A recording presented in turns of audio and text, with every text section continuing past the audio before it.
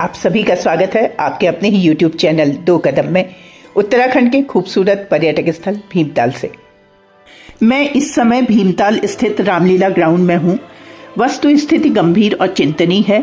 इससे बड़ी त्रासदी और क्या हो सकती है कि आज 25 साल बाद भी आम जनता अपनी छोटी छोटी मांगों के लिए अनशन को मजबूर है। यह कैसी विडंबना है कि राज्य का मूल निवासी अपने अस्तित्व को खोज रहा है। देवभूमि उद्योग व्यापार मंडल के नेतृत्व में चल रहे इस आंदोलन की सबसे बड़ी ताकत है एकता और आपसी संवाद, जहां धर्म, जाति, राजनीति के इतर सभी लोगों की सहभागिता है, चाहे फिर वह किसी भी दल या विचारधारा से जुड़ा हो। और मेरा भी आपसे निजी अनुरोध है कि इसको आप थोड़ा सा विधानसभा में भी रखने की कोशिश करिएगा एक बार। मैं 5वीं बार मुझे आंदोलन जैसी चीज़ें ये करनी पड़ रही हैं, क्योंकि 2012 में मैंने जो है आमरण अनशन किया था 4 दिन का, फिर 2013 में मुझे दोबारा करने की ज़रूरत पड़ी थी 5 दिन का, और फिर 2018 में मैंने 7 दिन का जो है आमरण अनशन किया। 2019 में उसके बाद मैंने 8 दिन का जो है आमरण अनशन फिर से दोबारा किया। और उस टाइम तो मैडम मैं बैचलर था, मेरी शादी हो गई, 2 बच्चे हैं, तो मुझे आज फिर से जो है ज़रूरत पड़ गई। माननीय अध्यक्ष जी लगातार 4 दिन से यहाँ पर क्रमिक अनशन में बैठे हुए हैं। मेरी और हमारे पूरे ग्राम पंचायत वासियों की ओर से आंदोलन को पूर्ण समर्थन है, क्योंकि हमारी धर्मपत्नी 3 बार लगातार ग्राम पंचायत जंगलिया गांव की प्रधान है। दूसरा, जो इन 17 सूत्रीय मांगों पर आज विचारणीय प्रश्न करने की बात है, बहुत बड़ा दुर्भाग्य है। हम तो उत्तराखंड राज्य आंदोलन में हमारी भूमिका रही, और इसी स्थान पर हमने पुरातत्वविद डॉक्टर यशोधर मठपाल जी के नेतृत्व में यहाँ पर एक चौपाल का गठन किया गया था, और उसमें भीमताल के पूरे संगठन के लोग थे। गांव का सुदूरवर्ती क्षेत्र हो, वहाँ पर विकास जाए, कि गाढ़ गधेरों का विकास हो। परंतु आज तो जिस तरीके से धर्म के नाम पर राजनीति होती है, मैं तो स्पष्ट रूप से इस चीज़ को कहना चाहता हूँ, क्योंकि धर्म से किसी का विकास नहीं होने वाला है। ठीक है, अच्छी बात है कि हम हिंदू विचारधारा के हैं, और कोई दूसरा मुसलमान विचारधारा का है, कोई ईसाई विचारधारा का है, कोई दूसरा, वो विचारधाराओं की अपनी लड़ाई है। भीमताल के विकास के मुद्दे की बात हो, हम सबको एकजुट होना चाहिए। माननीय नरेंद्र तिवारी जी का एक सपना था कि यहाँ पर औद्योगिक घाटी लगा करके यहाँ के ग्रामीण क्षेत्रों के लोगों को रोजगार मिले। आज तो बड़ा इस राज्य बनने के बाद इतना हताशा और निराशा इस राज्य के लोगों में है, और मैं आपको या चैनल के माध्यम से जो इनको सुन रहे हैं, हम इनको बता देना चाहते हैं कि यहाँ भी अगर धीरे धीरे अगर इनमें अपने व्यवहार में परिवर्तन नहीं किया, जिस तरीके से आज नेपाल में स्थिति हो रही है, और उसी तरीके से उत्तराखंड राज्य की भी ये स्थिति होनी है। आज इन 17 सूत्रीय मांगों को लेकर के माननीय अध्यक्ष जी, पूरी भीमताल की जनता जनार्दन साथ है, और हम आपको विश्वास दिलाते हैं कि आप जरूर इस लड़ाई को जीतेंगे। ये हमारी शुभकामनाएं। मेरा सवाल है कि काफी लंबे समय से आप लोगों की मांगे रही होंगी जी, तो शासन प्रशासन का क्या रवैया अब तक रहा?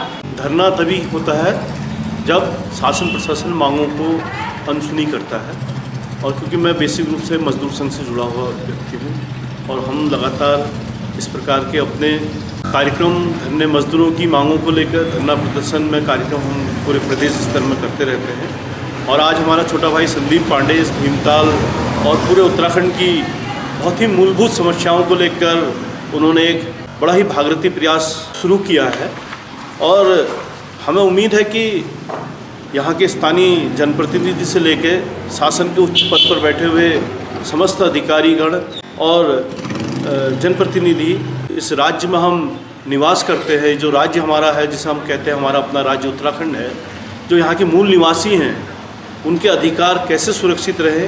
क्योंकि जितने भी पहाड़ी राज्य हैं, जितने भी नई स्टेट्स बनी हैं, सबके मूल निवासियों के अधिकार सुरक्षित हुए हैं। वहाँ की सरकारों ने कानूनों के माध्यम से अपने मूल निवासियों को एक संरक्षण प्रदान किया है। हमारा दुर्भाग्य है कि हम अभी तक मूल निवास को लेकर ही आंदोलन कर रहे हैं। चलिए सुनते हैं इस आंदोलन के सूत्रधार देवभूमि उद्योग व्यापार मंडल के अध्यक्ष संदीप पांडे जी को। संदीप जी, आपकी प्रशासन से काफी लंबे समय से वार्ता चल रही हो, तो उनका क्या रवैया रहता है? देरी होने का क्या कारण है? मेरा मानना यह है कि सरकार हो सकता है कि अपने नज़रिए से काम कर रही हो, लेकिन न जाने वो कौन सी पॉलिसीज़ हैं जिन पर वो काम कर रही है, आज तक की जितनी भी सरकारें हैं। लेकिन क्या यह सच नहीं है? हम तो यह प्रश्न पूछ रहे हैं गांधीवाद तरीके से आंदोलन है। क्या ये सच नहीं कि पलायन बढ़ता जा रहा है? आप देखिए दुर्दशा उत्तराखंड में गौवंश की कितनी दुर्दशा है। तो जब गौ सेवा आयोग बनाया गया है तो फिर ये दुर्दशा देखने को क्यों मिल रही है? हम जब भी शासन प्रशासन के आगे बात करते हैं तो वो कहते हैं भाई ज़मीन बताओ। ज़मीन हम बताएंगे कि रेवेन्यू डिपार्टमेंट बताएगा?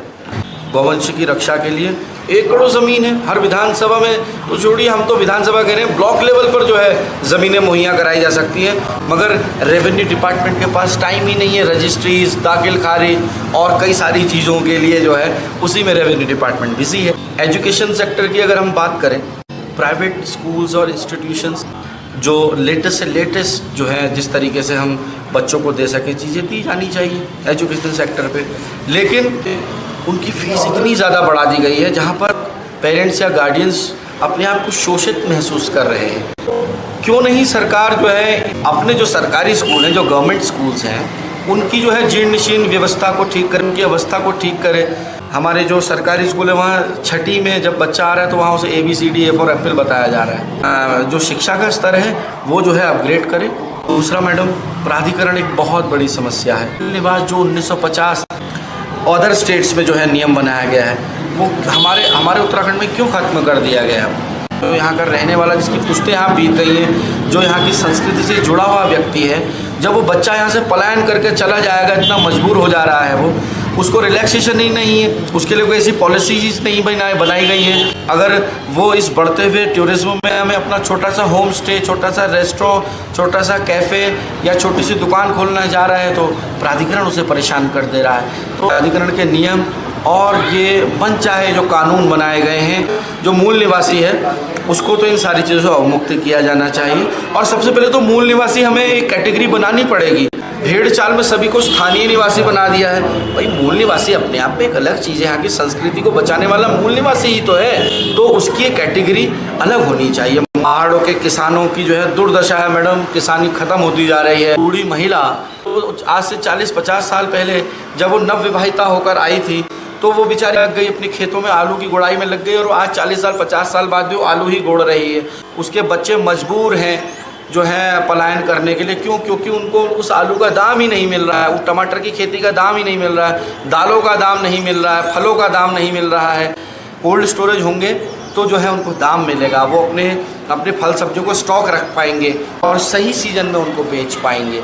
किसानों को वो 2000 रुपये भत्ता देने से अच्छा है कि जो है उनको कोल्ड स्टोरेज दिए जाए उनके। और सरकार से हम निवेदन करते हैं कि ये विधानसभा में नहीं 70 विधानसभा बल्कि ब्लॉक लेवल पर जो है कोल्ड स्टोर जो है बनाए जाए। इस बंद पड़े सिडकुल में जो है फ्रूट प्रोसेसिंग यूनिट बने, जहाँ आड़ू और खुमानी के रेट नहीं मिल पाते हैं किसानों को, पूलम जो है सड़ जाता है, उनका नाशपाती सड़ जाती है, यहाँ जो है उनके फलों को उनको अच्छे दाम मिले। ये जीवनदायिनी ये झीलें हैं।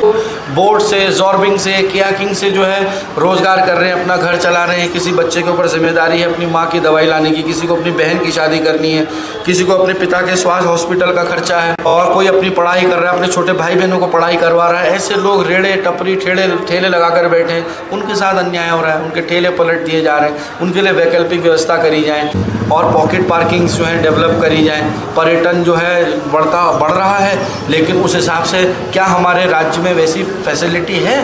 कितना रॉन्ग फीडबैक लेकर जा रहे हैं हमारे जो पर्यटक आ रहे हैं। कैंची धाम में अपने बच्चों को लेकर अपने बूढ़े माँ बाप को लेकर आ रहे हैं बाबा जी के दर्शन कराने के लिए, जामों में घंटों फंस रहे हैं। शौचालयों की व्यवस्था नहीं है रोड में, कहाँ वो महिलाएं जाएंगी? मैडम आपके इस चैनल के माध्यम से बताया है, एक सही ढंग से हमारे सामने शासन बैठे, प्रशासन बैठे, इन सारी चीज़ों पर वार्ता हो, चर्चा हो और मिनट्स पर हमारे सारी चीज़ें। सिर्फ आश्वासन से काम नहीं चलेगा, ज़मीनी स्तर पर वो चीज़ें पुख्ता होनी चाहिए। हमारे उत्तराखंड के क्रांतिकारी लोग जितने हमारे राज्य आंदोलनकारी रहे वो हमारे समर्थन में, कर्मचारी संगठन हमारे समर्थन में, पेंशनर एसोसिएशन हमारे समर्थन में, कई राजनीतिक दल, गैर राजनीतिक दल जो है हमारे समर्थन में है, जन हमारे समर्थन में, जन की मांग है। हमारी सरकार के लिए कोई मुर्दाबाद नहीं, प्रशासन के लिए कोई मुर्दाबाद नहीं, वो आंदोलन कोई और होते होंगे मैडम। हम सिर्फ चाहते हैं हमारे उत्तराखंड को एक नई दिशा और आयाम मिले। हम तो चाहते हैं मुख्यमंत्री जी आए इन मांगों के लिए। अपने युवा भाइयों से अगर प्यार है, ऐसी नौबत ही ना आने दें कि ये आंदोलन जो है आमरण अनशन हमें करना पड़ जाए। मैं उत्तराखंड क्रांति दल से हूँ। हम लोग पहाड़ के रहने वाले लोग हैं, हम लोग बाग जंगलों से और इनके साथ हम पले बड़े हैं। पर आज ये हमारे लिए इसलिए खतरा हो गया क्योंकि उनको भी खाने के लिए कुछ ना कुछ चाहिए। छोटे जानवरों को लगातार खत्म होते जा रहे हैं और बाघों की संख्या लगातार बढ़ते जा रही है। तो जब तक ये नीतियों में चेंज नहीं होगा, नीतियाँ आज के हिसाब से हमको डेवलप करनी पड़ेंगी। जो पुरानी नीतियाँ थी वो पूरी तरीके से फेलियर है। आप पूरे प्रदेश के लेवल में देखिए, 100 से ज़्यादा मौतें बाघ के खाने से हुई और अगर ये नीतियाँ चेंज नहीं हुई आने वाले टाइम में और बढ़ेंगी। तो हम जब बातें करते हैं, हम पिंजरा लगाने की बातें करते हैं, हम आंदोलन करने की बातें करते हैं। आज एक विधायक बनेगा, कल उसके खिलाफ आंदोलन होगा, दूसरा विधायक बनेगा, उसके खिलाफ आंदोलन। अब नीतियाँ चेंज करने की बात क्यों नहीं करते और इसकी बात कौन करेगा? यहाँ के विधानसभा के विधायक ने विधानसभा में उठानी चाहिए और जो विपक्ष में पावरफुल लोग हैं उनको क्या कहते हैं, सदन के बाहरी बातों को उठाना चाहिए। गवर्नमेंट क्या कर बहुत सारी महिला समूह बनाते हैं और उसमें फूड प्रोसेसिंग सिखाते हैं। फूड प्रोसेसिंग में ऐसे प्रोडक्ट सिखाते हैं जो प्रोडक्ट यहाँ के है ही नहीं। हमको यहाँ के हिसाब से फूड प्रोसेसिंग यूनिट की बात करनी पड़ेगी। हमको यहाँ के जो आड़ू है, यहाँ का जो पुलम है, यहाँ का जो सेव है, बिच्छू घास से आसाम के क्षेत्रों में निटिल बिस्किट बनते हैं। हमारे वहाँ उसकी बात नहीं होती आज तक। बुरांस के फूल को चाय तक सीमित रख दिया है और या जूस तक सीमित रख दिया। बुरांस के फूल के बहुत सारे प्रोडक्ट हैं। हिमाचल देखिए, वहाँ की नीतियाँ देखिए, उसका हमारे वहाँ राज्य को लूटने और खसूट कर कैसे इस राज्य को क्या कहते हैं बेचा जाए, इसके लिए काम हो रहा है। मतलब ये इसमें सरकार नहीं है, इसमें कोई कांग्रेस भाजपा या यूकेडी नहीं है, सब पूरा सिस्टम खत्म हो चुका है। उस सिस्टम के खिलाफ हम लोगों को खड़ा होना होगा। मैं नीरज कुमार, मैं युवा कांग्रेस का कार्यकर्ता हूँ। हमारे जो संकट अभी हमारे प्रदेश में है ये पलायन और रोजगार का। स्वर्गीय पंडित नरेंद्र तिवारी जी द्वारा यहाँ एक सिडकुल स्थापित किया गया था। अगर आप पूछेंगे सिडकुल के अधिकारियों से तो वो कहेगा कि ये सारे प्लॉट बिके हुए हैं, ये सारे प्लॉट अलॉट हुए हैं किसी न किसी कंपनी को। लेकिन आप वहाँ देखेंगे धरातल में वहाँ 2 से 4 या 5 कंपनियाँ वहाँ पे लगी हैं जो कार्य कर रही हैं। तो हमारा यही निवेदन है कि ऐसे जिन्होंने प्लॉट ले लिया है और वो वहाँ रोजगार नहीं कर रहे हैं और कोई फैक्ट्री नहीं चला रहे हैं, तो उनको तुरंत उनकी लीज को खारिज करके जो स्थानीय युवा, जो इच्छुक युवा है, जो रोजगार करना चाहता है, जो स्वरोजगार से जुड़ना चाहता है, उसको उस ज़मीन को अलॉट किया जाए ताकि और हमारे जो युवा भाई हैं वो रोजगार कर सकें। मैं भाजपा मंडल अध्यक्ष कमल जोशी भीमताल। एक भूमि व्यापार मंडल के नेतृत्व में इनकी कुछ मांगे हैं, उसी को सुनने के लिए और शासन तक पहुंचाने के लिए हम यहाँ पर आए हुए हैं। तो उनकी मांगे सुनने के लिए उसकी फिर आगे चर्चा करेंगे, शासन तक पहुँचाएंगे। मैं भाजपा मंडल महामंत्री कमलेश सिंह रावत, और हम भी जितनी इनकी समस्याएं से हम अभी अध्यक्ष जी ने बताया कि उसे हम सरकार में पहुँचाने की वो करें, हम यहाँ पर आए। हम सभी लोग एक साथ ही आए हुए हैं सब। ये बहुत अच्छी बात है कि इर्रिस्पेक्टिव ऑफ पार्टी, दल और राजनीति, उन सब से हटकर आप विकास के मुद्दे पे बात कर रहे हैं। तो अच्छा लगा कि आप सब लोगों का सपोर्ट, एक साथ आप लोग मिलके एकजुटता से काम कर रहे हैं, तो ज़रूर हमें सरकार का भी सहयोग मिलेगा। देख रहे होंगे विकास कार्य हो या कहीं पर कोई वैसी आपदा आए, कुछ भी आ जाए, आपने देखा होगा कि हमारे सीएम जो है ग्राउंड लेवल पे हमेशा तैयार रहते हैं। मेरा एक सवाल है कि ये जो मांगे हैं इनकी, इसमें कुछ मांगे ऐसी हैं कि जो सीएम लेवल के बिना जाए भी, मतलब प्रशासन के लेवल पे भी वो मांगे पूरी की जा सकती हैं। अभी हम पहुंचे हैं, अभी उनके पहले मांगे पढ़ लें, उसके बाद आगे हम उस पर चर्चा करेंगे क्या हो सकता है और किस स्तर पर हो सकता है। उस पर पूरी कार्रवाई हम अपनी तरफ से करवाने का प्रयास करेंगे। जो हमारे लोकल स्तर पर उसको लोकल बॉडी में पहुँचाएंगे, जो ऊपर का है वो शासन तक पहुँचाएंगे।